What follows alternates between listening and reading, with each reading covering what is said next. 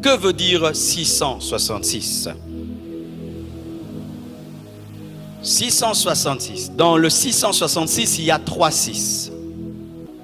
6, c'est 7 moins 1. Le chiffre de Dieu, c'est le chiffre 7. Le chiffre 7 qui représente la perfection. Alléluia, la totalité. Et lorsque tu enlèves 1 dans 7, ça donne 6. Et 1, c'est aussi Dieu. Alléluia. Donc quand tu enlèves dans 7, 1, ça fait 6. Et dire que 6, c'est quoi? C'est le rejet de Dieu. 6, c'est l'incrédulité. 6, c'est l'apostasie. 6, c'est l'abandon de Dieu. Et 3 fois 6, c'est l'abandon total de Dieu dans le corps, dans l'âme, dans l'esprit, dans l'économie, la politique et la religion. Amen. Lorsqu'on parle de 666, c'est dire quoi? C'est le paroxysme du péché. C'est le péché qui a atteint son summum. Le plus haut niveau de la rébellion va se manifester dans l'Antichrist. C'est-à-dire que sur toute la terre, depuis que le monde existait, il n'y a pas eu un homme aussi pécheur que l'Antichrist. C'est pourquoi il est appelé l'impie. L'impie, c'est dire l'homme du péché. L'homme du péché. L'opposé de Christ. Autant Christ est saint, lui il est péché. Autant Christ est amour, lui il est méchanceté. Vous voyez ça? C'est ça l'Antichrist. C'est dire que dans son âme, il rejette Dieu. Dans son corps, il rejette Dieu. Et dans son esprit, il rejette Dieu. C'est le signe de la dépravation humaine qui a atteint son summum. Et le summum du péché sera atteint dans la tribulation. Et il y a un modèle du péché, c'est l'Antichrist, comme Jésus est le modèle de l'obéissance, le modèle de la foi. Biblique. 2 Thessaloniciens 2, versets 6 à 10. La Bible dit ceci. Et maintenant, vous savez ce qui le retient. Il s'agit de l'Antichrist.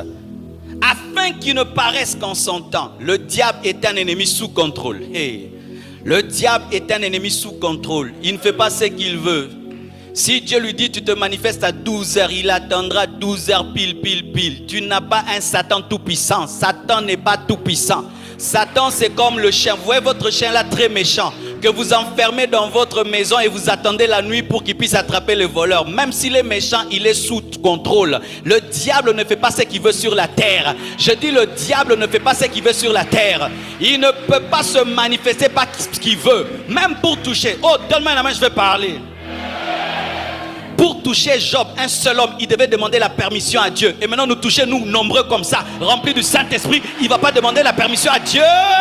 Donne-moi la main.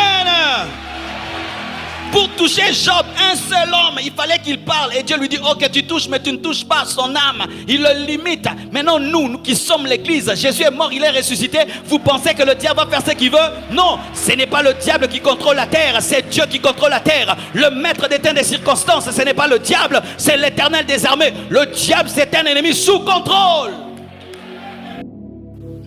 Mes frères et sœurs, l'Antichrist en soi, c'est la punition de Dieu. Quand l'homme refuse le Christ, Dieu le soumet à l'Antichrist. Quand l'homme refuse la vérité, Dieu le laisse croire au mensonge. Quand tu refuses le 7, Dieu te laisse croire au 6. Le Saint-Esprit est une personne. Le Saint-Esprit est omniscient. Le Saint-Esprit est omnipotent. Le Saint-Esprit est omniprésent. Si le diable opère dans le 6, nous allons opérer dans le 7. Alléluia. Et le Saint-Esprit opère dans le 7. Dis-moi 7. Dis-moi 7.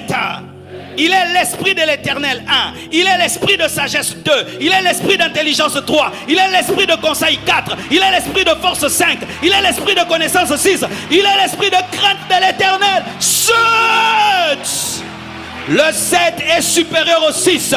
Dieu vaincra toujours le diable. Lorsqu'il opère dans le 6, Dieu opère dans le 7. Lorsqu'il opère dans le 6, Dieu opère dans le 7.